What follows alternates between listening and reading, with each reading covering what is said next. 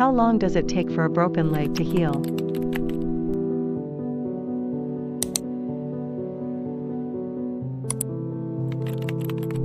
When you have a bone fracture, it's critical that the bone heals properly and returns to its original position. A fractured bone can be treated in a variety of ways. What is the purpose of bone fracture repair?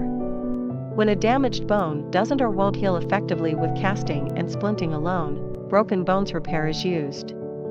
Causes: child abuse or neglect, extreme cold exposure, chemotherapy and drugs,